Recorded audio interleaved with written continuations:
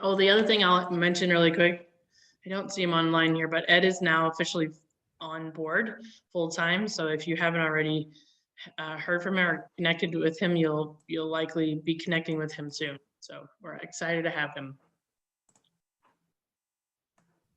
Hey, And everybody. his office, by the way, is going to be, Dr. Paul is working on reconfiguring some space. Ed's office is actually going to be the former conference room. So right next to my office, if that's in use at any point.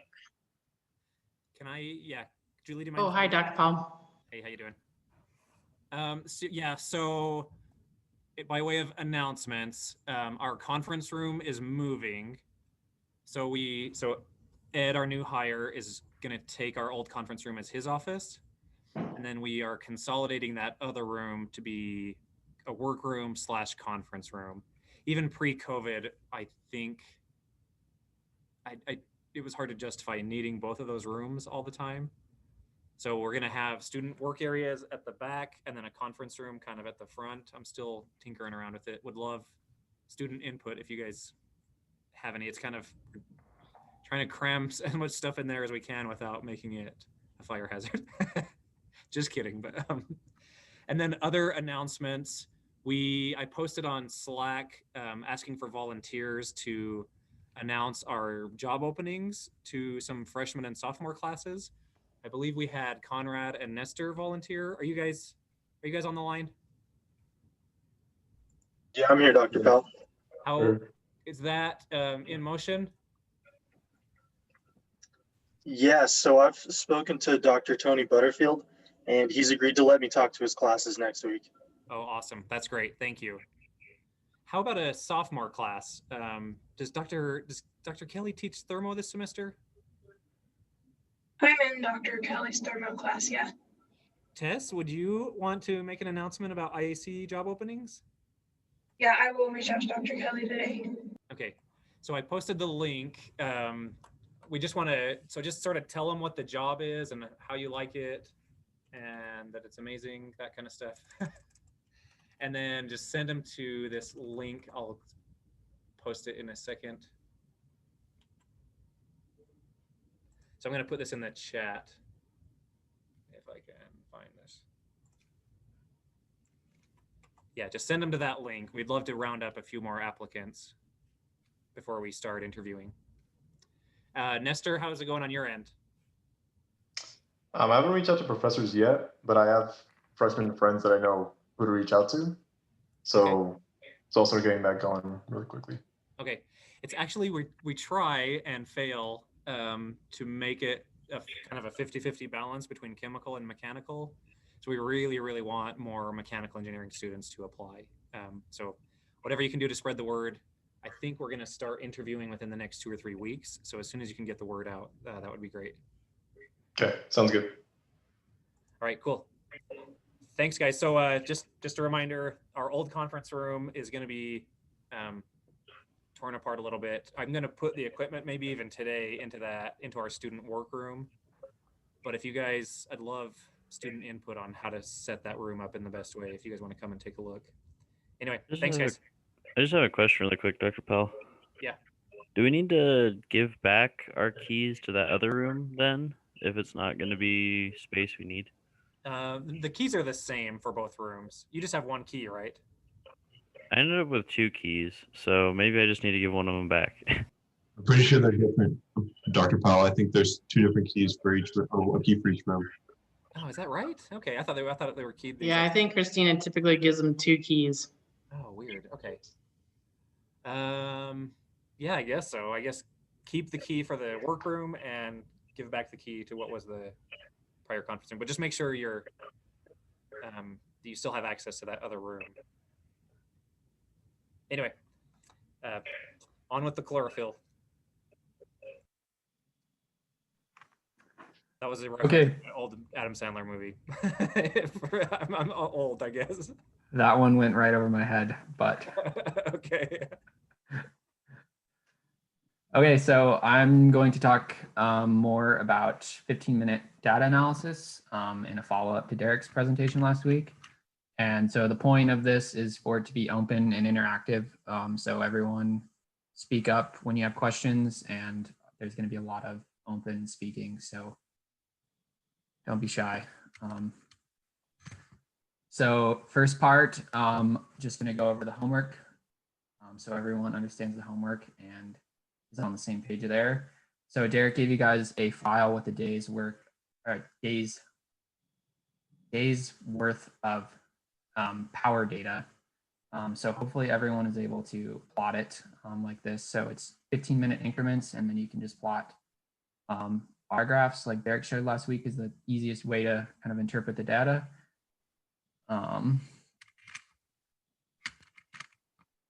So then to find your kilowatt hour number for the entire day, you just need to multiply each data point by 0.25, so a quarter of an hour.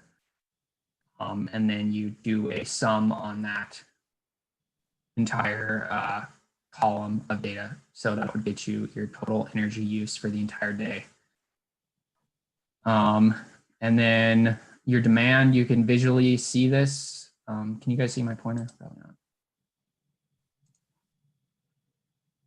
So your demand is just your max kilowatt for the day in a 15-minute interval, and you can visually see that. You can also just do a max in Excel on the data to find that. So right here, it's right about 2,000 kilowatts.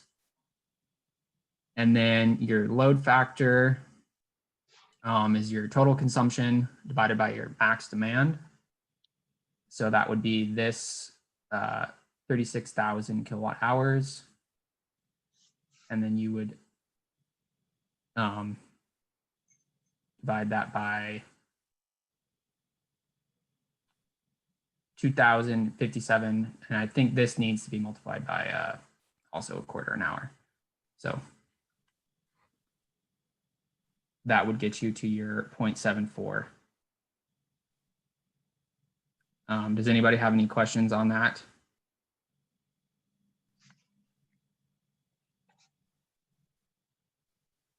Okay, any observations about the data before we do anything with it?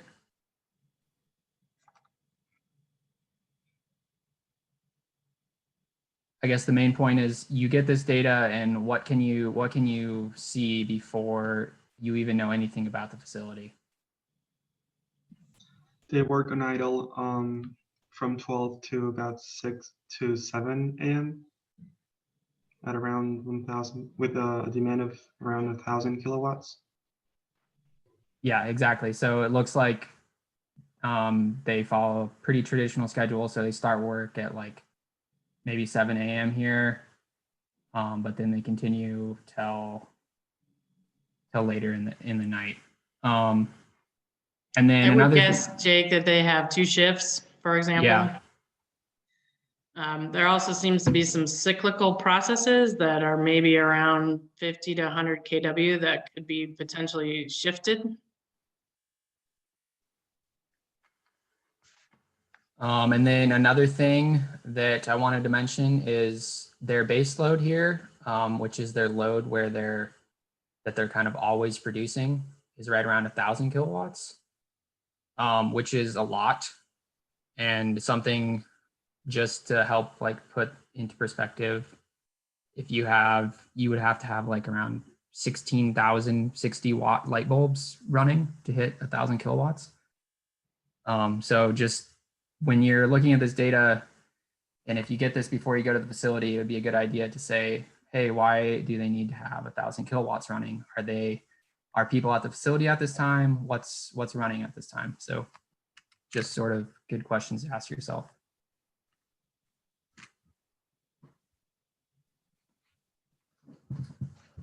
Okay, so then the next part of the homework was to take different billing rate structures and calculate how much money the facility would have to pay. So Derek posted the links to both the Rocky Mountain Power Schedule 6A and Schedule 6B.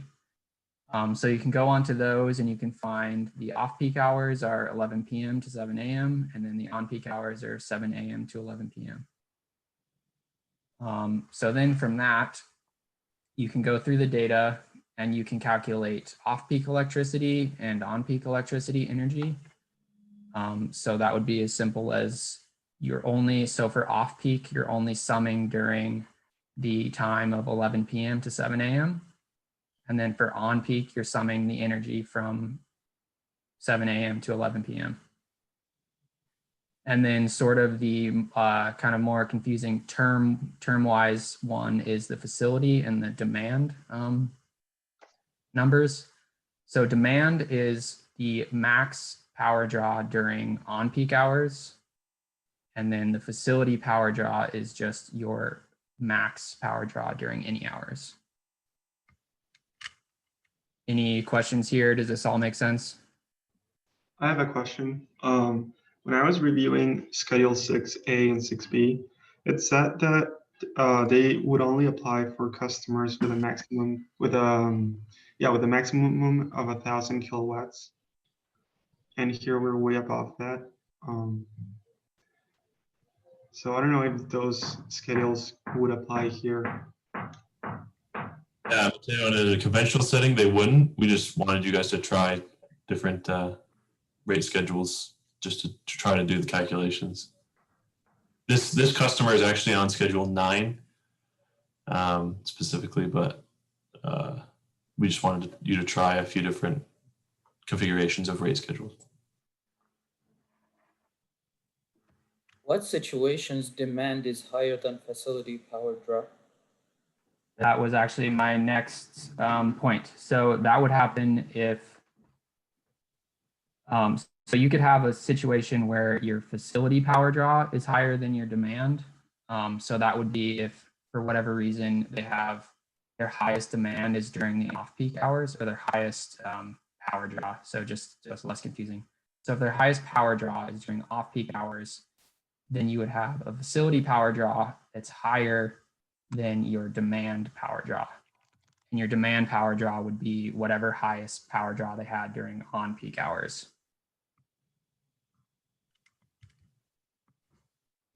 But that is obviously less typical because most facilities are using most of their equipment during the day during on-peak hours.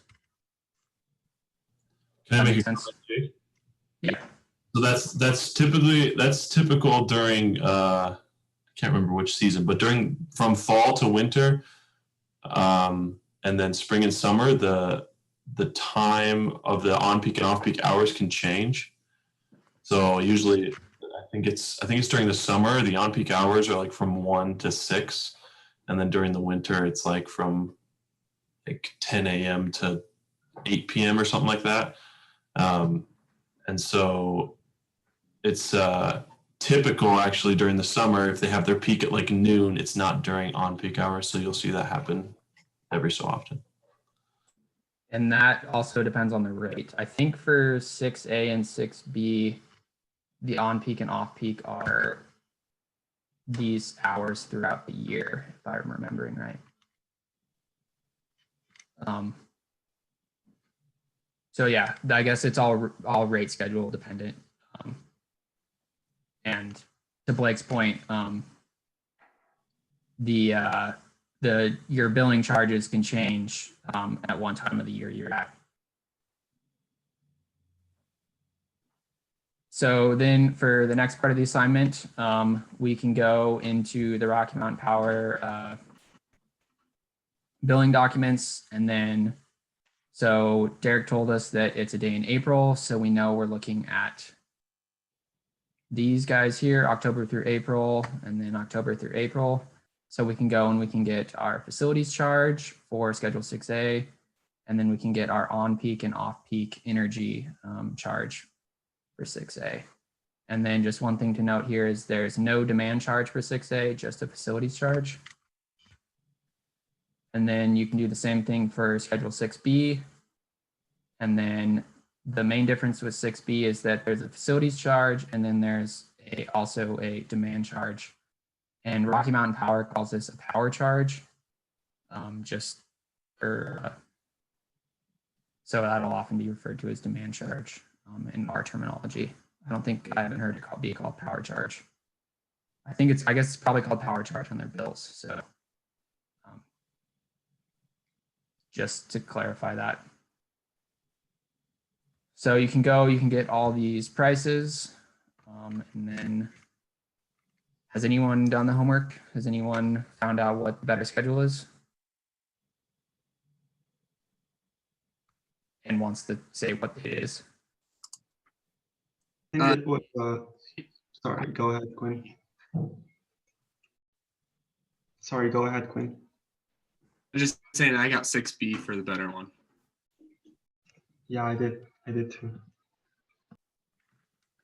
Okay, that is right. So then I'll show you guys kind of how the numbers populate. So basically, once you get all this billing data, you can multiply your figures that you had here. So you have all these kind of baseline figures. And then you go and get all your billing data. And you can simply multiply. So for like off-peak electricity, this is 3 cents per kilowatt hour. And then you know your off-peak kilowatt hours from that previous table. So then you just multiply that straight across, and then you get an off-peak electricity cost. You do the same thing with on-peak. And then you can do the same thing with your facilities charge and your demand charge. And in this homework, Derek told you divide by 30, just because we're analyzing one day.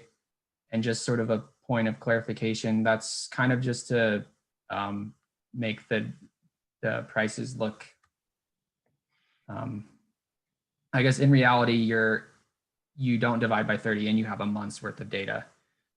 So you're looking for the highest demand during the entire month and the highest facilities power draw during the entire month. So you wouldn't be dividing by 30 in that case. Any questions about that?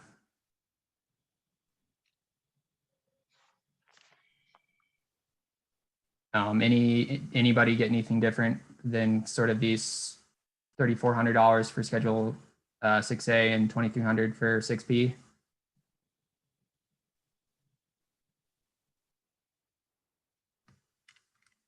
No?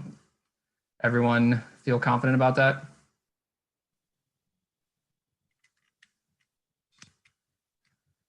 Okay, so then the next question is what load profile would make Schedule 6A better?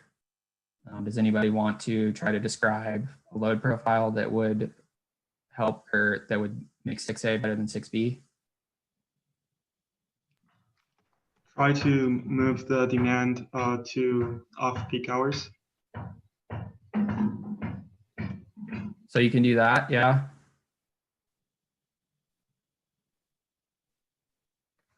Anybody else have an idea?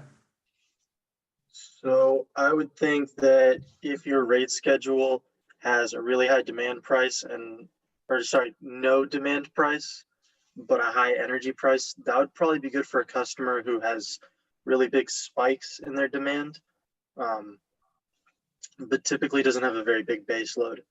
For example, we looked at a print facility that had these very regular spikes kind of like that. So they'd probably be a good candidate for this. Yeah, that's a good point. And that's something that I'll show you. This is the load profile Derek came up with. So the idea being you're shifting a lot of your energy use to the off-peak hours, but then it's okay to have occasional spikes in your demand during the on-peak hours because there's no demand charge during those on-peak hours for 6A. So you'll be charged a higher energy charge for this 15 minutes, but you're not going to be hit with a demand charge for this spike here. So here's kind of a legitimate question. It seems to me a little bit trite to just suggest to a company that they shift their entire work schedule to an off-peak. Like you're basically asking them to tell all their people to work from like 7 p.m. to 7 a.m. Like how do businesses really respond to that kind of suggestion? how can we convince them to actually make that kind of drastic shift to their schedule, to their operations? Like, how does that actually get executed by the business? Talk about that, what I think at least. So some places we go to already have an overnight shift. And so we wouldn't do something as drastic as this that's on the screen, I think, but we could say, okay, you are doing this during the day and you're using this big equipment. This big equipment doesn't have to be used during this shift. It can be run by the people who are on the night shift, and it's one of the most power consuming equipment. So you can say, just reschedule the use of this machine to run at night. Like if there's some machines we've been to places that they run, it's like an 8-hour runtime on a machine if they're processing parts or things like that. And so we could tell them to say, hey, do this, turn this on at night when somebody's still here, and it doesn't really affect their flow at all. I'll add to that, Blake. I think one thing, we're not trying to convince them to do anything, but we want to give them the idea and basically say, if you do this, you can save $100,000 a year or $50,000 a year, and then they can do whatever they want with that information. And that's our goal. So if they're saving $5,000 a year, they're not going to make everyone come into work at 9 p.m. and work till 6 a.m. But if they're saving $1 million a year, then all of a sudden it becomes an interesting idea.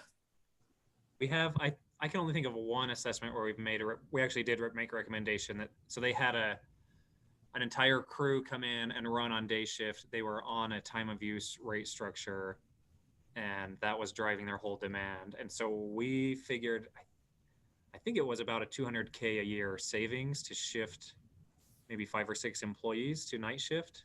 They didn't do it, at least not to my knowledge, but we thought, as per Derek's point, we thought it was worth at least presenting it to them as an option. And I think they took it seriously and seriously considered it, but ultimately decided not to do it. I can also think, Michael, of a couple of situations where I know customers have implemented the idea.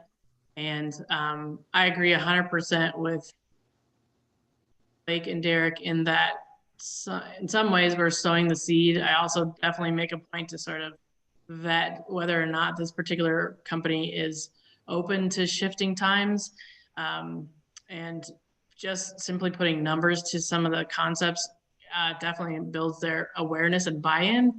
It doesn't always also have to be, depending on the situation, it doesn't also have to be a full shift, if you will. It doesn't have to be a super long duration, but there may be certain processes or products that a company makes that only 2 or 3 hours a day, that they could actually just simply shift to the morning time. That would potentially allow them to reduce their shift. Trying to figure out and understand the processes to look for those variabilities and pieces is another tactic that I've used. Good question. And I'm not nocturnal, and so I would not know if I'd want to show up to work overnight shifts, Just again, one keep more. in mind, it doesn't also always have to be overnight. I think we may have factored in our analysis, in the recommendation we made, the company paying some sort of a premium to their right for shifting them from day shift to night shift. So I think we treated that as an added cost. I had to go back and review, but. And I guess one more comment I might have is they may not even have to do any shifting. They could just be on the wrong schedule for saving money. So for this case, we said that they should be on 6B, but if they were on 6A, then we could just recommend you should contact Rocky Mountain Power and try to switch over to 6B because you can save money that way. And then that wouldn't require any change on their part other than the administrative change with Rocky Mountain Power.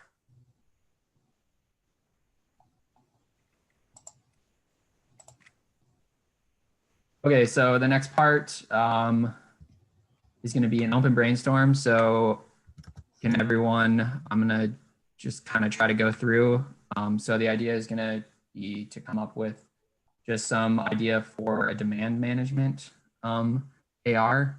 So anything that you can think of that might help a company or facility save demand. And we'll just go through and kind of brainstorm. So if I call on somebody and then you call on someone else, does that work? Michael, you're unmuted. Can I call on you first? Yeah, for brainstorming ideas about demand management. Yeah. Sure. You know, my first instinct on demand management is to make sure that redundant pieces of machinery aren't operating at the same time. Just turn things off when you're done with them. That's a good one. That one's on my list. And then I call on someone else. Yeah, sure. How about Conrad? All right, I'll go with a more exotic one. It's probably not super feasible right now, but it will be eventually, where you buy batteries and you can charge them during off-peak hours. So you're avoiding the demand charge and you're getting the electricity at a lower kilowatt hour rate. And then you can use that during the daytime to help avoid some demand charges. Doesn't always work out, but I think it's a cool idea that probably will someday. That's a good one. That's Blake's research area. All right. I'm gonna go with Popcorn Andrew. All right. I think another good demand shifting one could be a control scheme of some sort that doesn't let two redundant pieces of equipment operate at the same time. So kind of building off of Michael's, so like the opposite of I forgot what those are called, something lock system, where you can't have two giant pieces of equipment going at the same time unless you like need to. So, that's a control interlock. That's what it's called. Yeah. So control interlock between one or more or two or more pieces of equipment to make sure you cut down on your demand. Popcorn can. All right. Conrad's still my battery storage one. Similar idea to not two at the same time. I would just say moving a piece from on peak to off peak, like we were just talking about. Let's see, Popcorn, Brooke.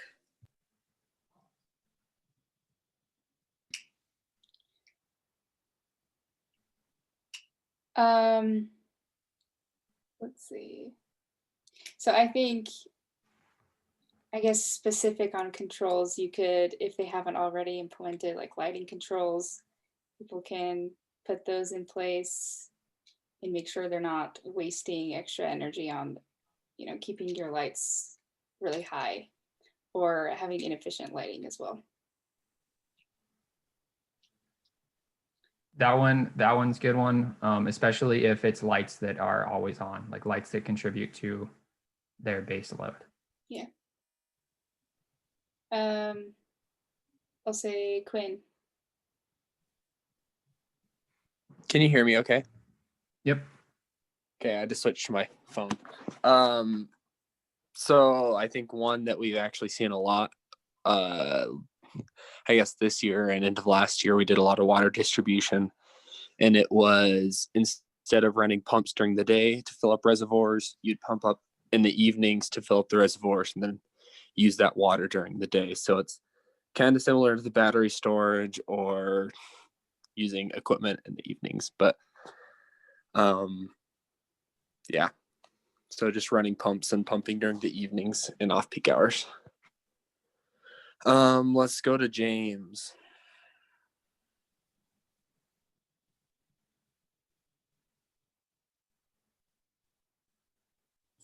I don't think James is here today. Yeah, James isn't here. Oh, okay. We'll go to Nestor then. If he hasn't gone yet. I don't think so. Yeah, I can go. One that I've seen in some reports is changing when they charge certain equipment, like forklifts, that kind of stuff. Just kind of making like a schedule change with the employees to make sure that they're not charging during on-peak hours.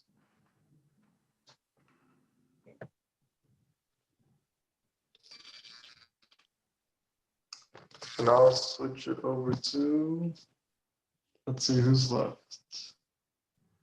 Tofu, you done? My heart just stopped. Well, I don't know. This game just stresses me out, honestly. You're last here, so you might have a lot less options. I was thinking about doing some stuff on like weekends. Is that a possibility or not?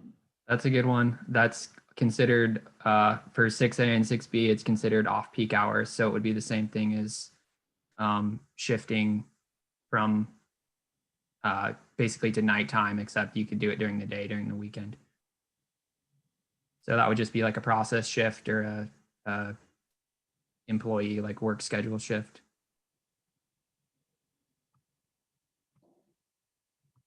Okay, I think is that all the students? I think I was missing in there as well. You have Okay, one? go ahead.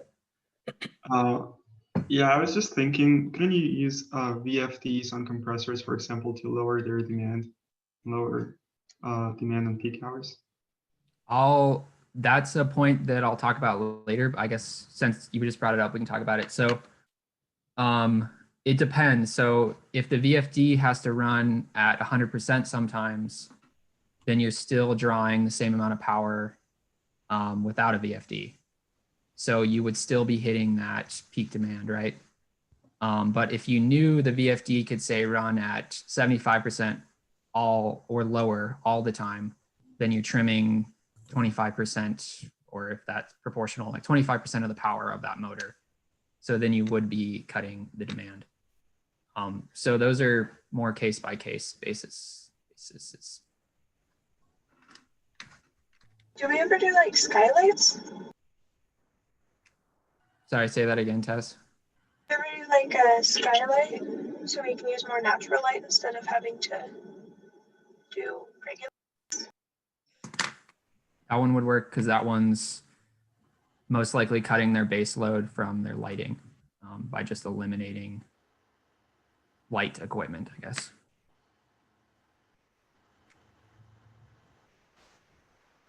Okay, so I think there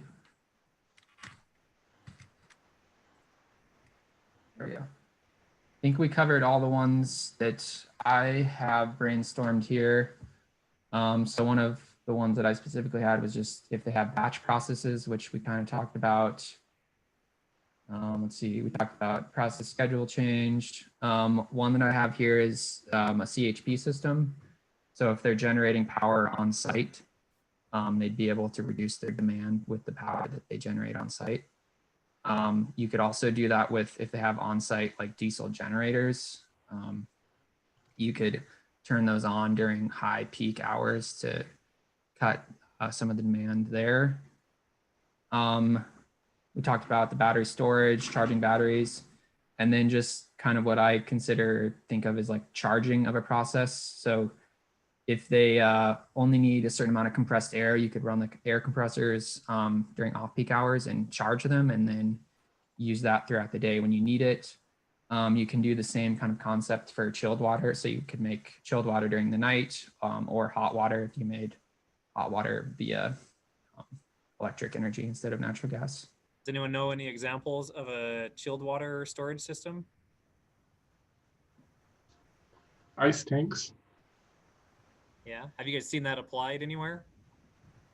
I actually have seen that. They had something like that. It was broken, but that is something large buildings do. They just have big ice tanks in the basement and they create ice overnight and use that to cool the building during the day. Anyone else? Has anyone seen direct chilled water storage?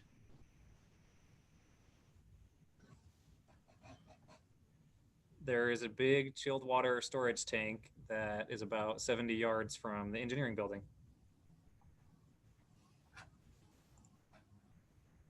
So the university is on a time of use rate structure. So they run during the summer times, they run their chillers during the off-peak hours, charge up this chilled water storage tank, and then they use that to provide cooling for the campus. We should go take a tour of it sometime. I'm trying to find a link to send. Dr. Powell. Yeah. Is that the thing that's to the east of the MEB, or is that just am I confusing that with the cooling tower? It is to the east. Yeah, it's right by the U-Star building. There's a chilled water generation station there right next to it. So those chillers charge that tank. Anyway, I'm surprised no one was aware of that. We've gone to tour it before. I guess it's been too long though. I'll post a link with some more information about it, but you guys should definitely check it out. So this is something, it's for like really large scale, like district kind of systems. If they have really high chilled water demand, it's actually quite economical to store energy that way. And this is, so we've talked about battery storage, how that technology still needs to come down in price, but chilled water thermal storage is something that is becoming more and more ubiquitous, although you need to have that economy of scale with like a really large facility with a pretty significant chilled water demand.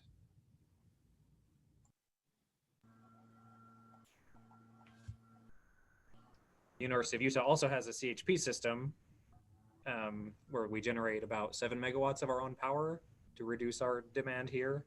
I think they more or less baseload that, but I'm not 100% sure. Does anyone know differently? I thought they said they normally didn't use that electricity just for the stadium during like football games and stuff or events. Oh, really? Okay.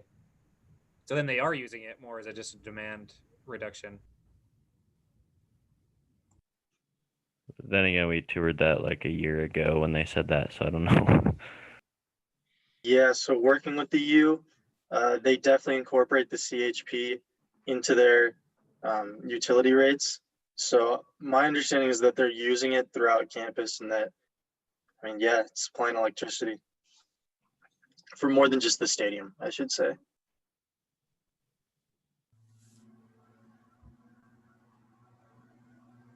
Okay, I posted a link for Utah State's, I guess Utah State University has the same thing. I didn't actually know that. They were just better at getting news stories out about it, I guess.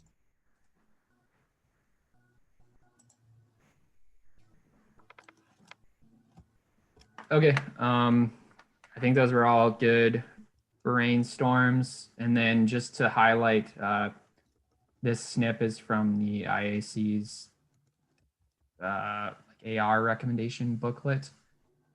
So these are kind of the ones, the demand management ARs that they have in the booklet.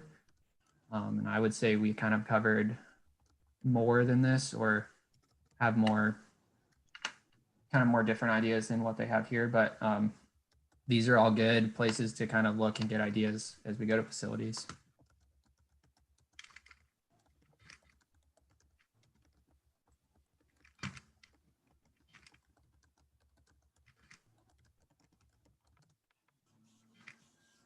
Okay, so the next topic is going to be when can we include demand savings? So VFDs we covered just a bit ago. Does anyone, hopefully that idea was clear to everyone. VFDs, because they can fluctuate the power usage of the equipment.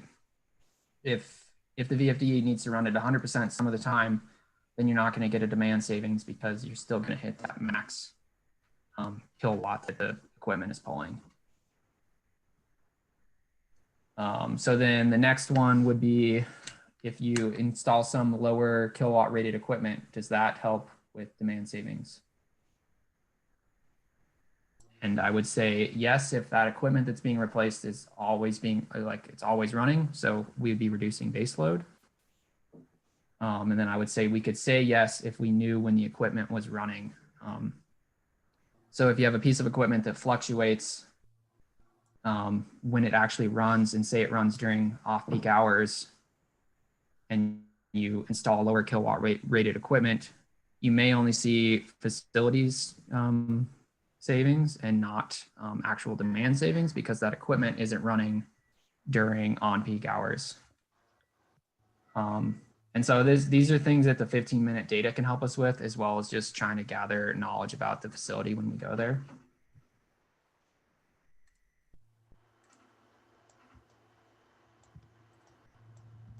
And then let's see another one. Would an electric oven that runs most of the day help with demand savings? This is an open question.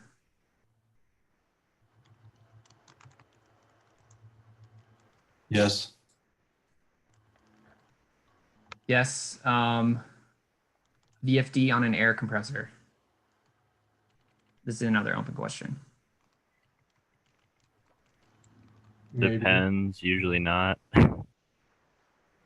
Yeah, I would say usually not. And I think we would, for most of the time, say no, because this goes back to if the equipment needs to run at 100%. So if they're pulling a bunch of air for whatever reason and they need a lot of air supply, then the VFD would be maxed out. And so you probably wouldn't see any demand savings there. So, sorry. No, go for it. I was just wondering, would another way to save demand, particularly if you're using a VFD, could you use a storage tank for your compressed air? Yes. So that would help. Sorry, I don't know if we already talked about that. No, that would help. But it goes back to sort of the question of, are they going through that storage tank? At what rate are they going through the storage tank? Or can they actually charge it? So if they don't use that much compressed air, they could fill that tank overnight, and then they could slowly deplete it throughout the day, and then they could fill the tank again overnight.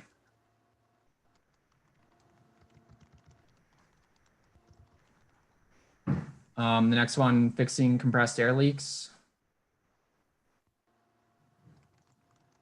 Yes, no.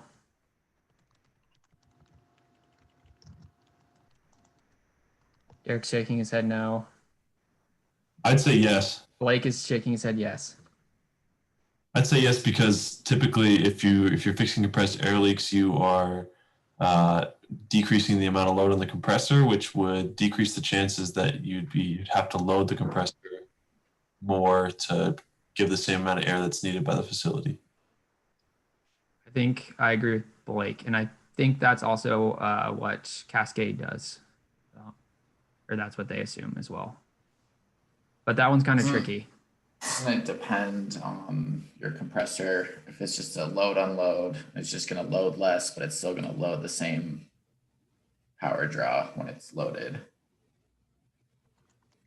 Yeah, I would agree. Like if it's a big I mean, if you're loading for 2 minutes, then yeah, it could help because you'll load less and the average would be less. But if you're every time you're loaded, you're loading for the full 15 minutes, as Derek just said, it doesn't matter. You're going to hit the peak anyway. So that's you'll need this demand data and you'll need kW data from the compressor itself just to see how it's behaving. I guess point being is each AR kind of has its own individual, they're all individual. And so you need to kind of think about these things as you work through them. And 15-minute data can really help you see if it's actually going to reduce the demand. And then just an open question, any other ARs that you've kind of questioned if you should include demand savings off the top of your head? If not, we can go on. That was just if we wanted to talk about anything.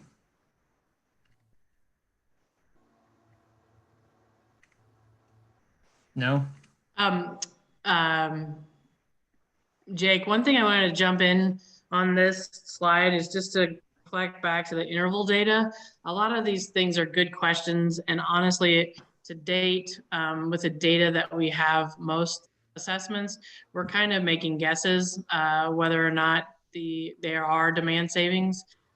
The beauty about interval data, beyond what we already talked about, is helps you to look more specifically at the timing of things and be more certain whether there are real demand savings.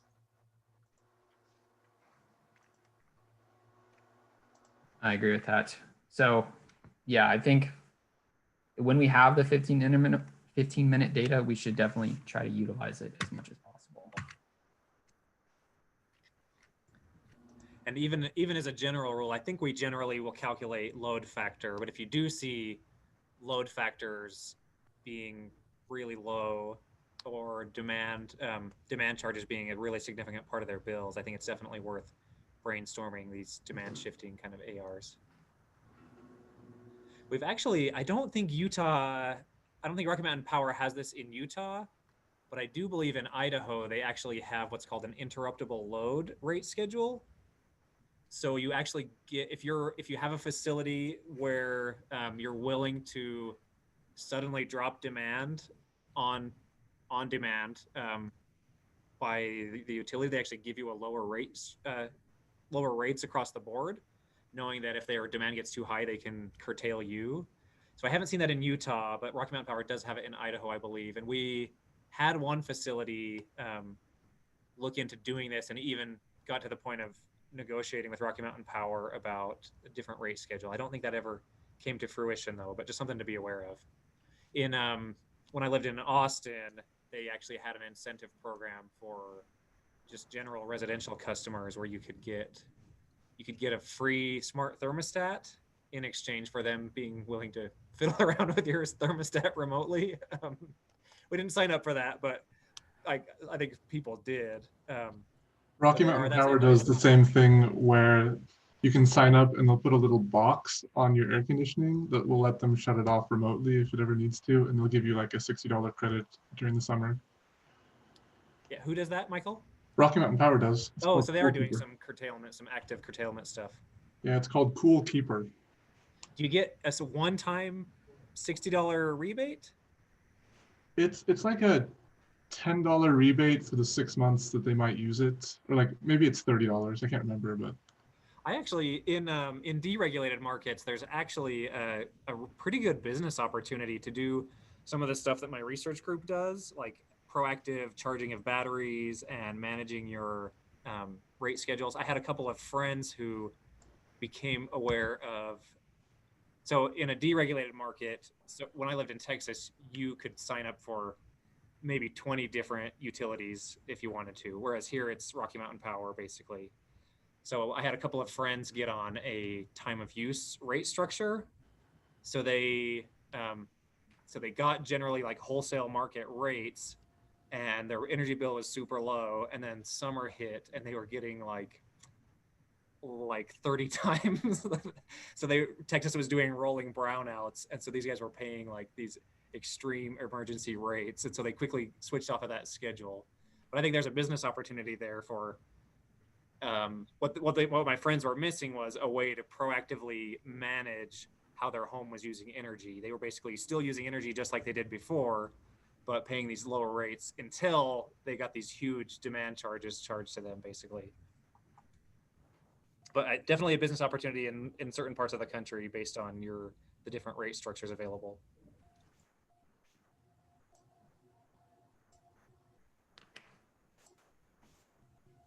Okay, it's 10:30, but I have a couple more slides, but you guys feel free to leave if you need to.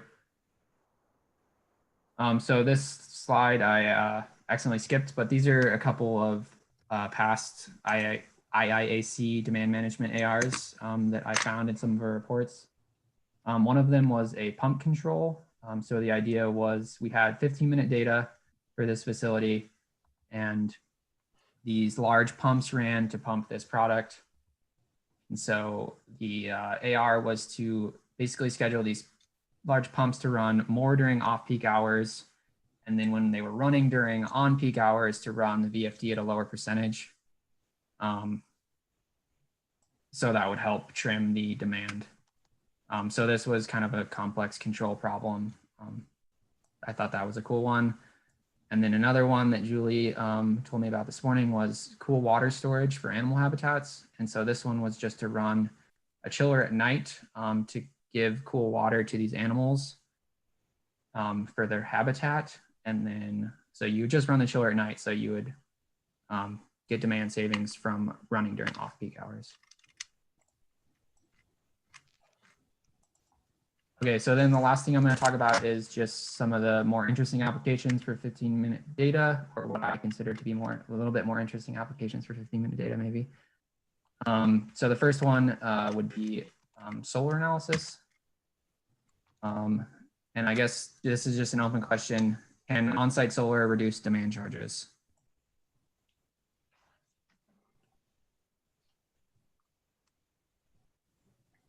Good. It's possible. Possible. That's what I would say is possible, but you have to be lucky because Yeah. you would have to have 30 days of sun, or if you had one day where it was cloudy, and you were still running your facility like normal, then you would still hit that peak demand because you wouldn't be getting as like the energy from the solar. So that would ruin your whole bill in terms of demand cost. Question. Sorry. So what if you, during the days that you get a lot of sunlight, you store the energy in batteries, and then when you don't get enough sunlight, you use that energy and don't exceed your demand? Exactly. So that's the kind of the solution, is some sort of storage option there. So that enables you to always be trimming your demand. Is the only problem with that the fact that just batteries are super expensive? So it just, if you don't have a massive scale, it's not going to pay back. Yeah, I think that's the main problem. And I know Anne and Blake and James. Nestor could talk more about that.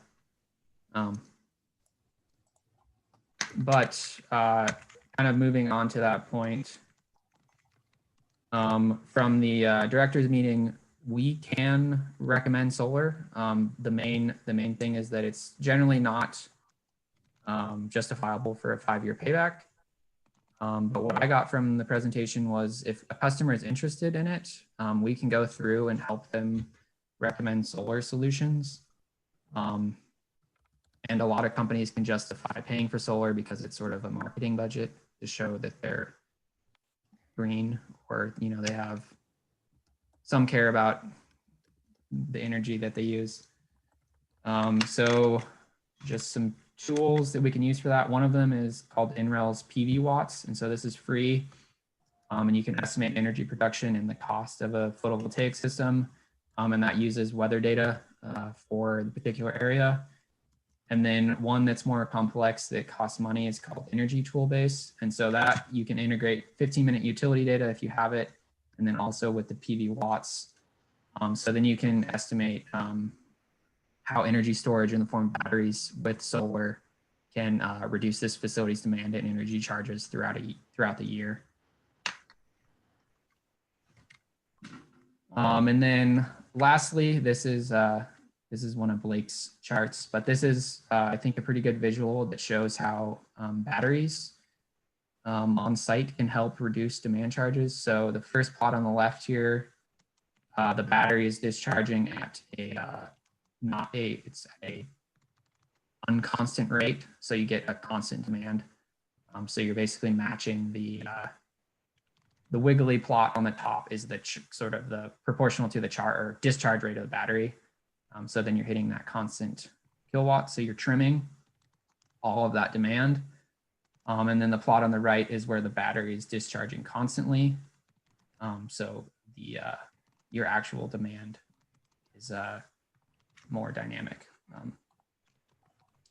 And so just one thing that we kind of hit on, it's an all or nothing game. So if for whatever reason you have a battery mishap during the month and it happens to be during when you're pulling all the power, then you kind of, all of the energy or all of the cost savings is basically ruined for that month because you're going to be pulling your max demand. So you end up paying for that. And so just last kind of point, 15-minute data really helps to analyze these solar and battery storage solutions. So the more we can get into that, I think the more we can help companies look into stuff like this.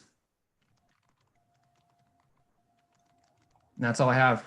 Unless Blake, you want to add anything to this battery storage? Can I add something? Yeah. So we have done, it's probably, I guess Blake, the project that Blake and Ann at Nestor have been working on is sort of one of these projects, but in the past we've done quite a bit of little research projects that spin off from demand saving ARs. So my research group is really focused on the convergence of intermittent renewables like solar and wind with artificial intelligence. So I see just a ton of opportunity in research and in business opportunities where this is coming. Solar and wind are growing, and it's going to cause much more disruptions on the grid. So we're going to need to be smarter in so many different ways, where we're trying to predict what's going to happen in the future and use that to make smart decisions about how we're shifting our load or how we're storing and harvesting energy. So I'd encourage you guys to just when you're going on assessments, get creative with some of this demand data. Just think about things. Even if it's not an AR that makes financial sense for that company at the moment, they can become really interesting research projects. And our center has found good opportunities where we're actually raising research funding because of these cool ideas that we find out in the field.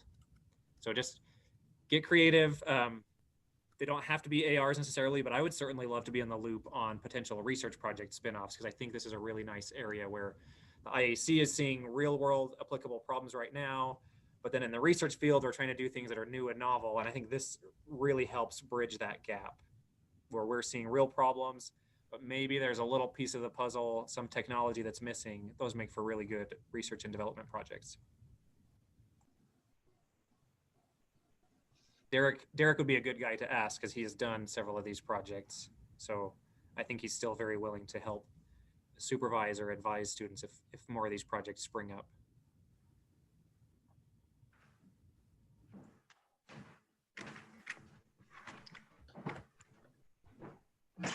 Okay, well, that's all I have.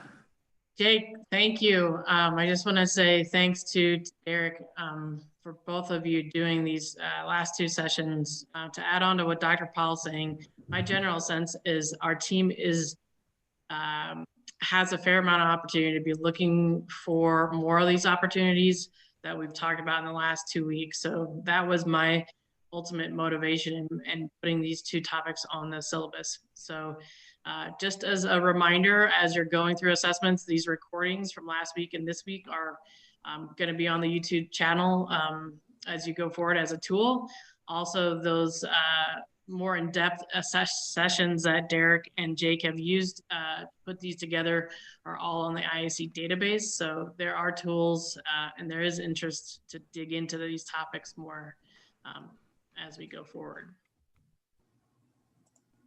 All right. Thank you all for sticking around so long. Appreciate the commitment. We'll see you next week. By the way, next week is the first week of class task presentation. So you all get the microphone from here on out.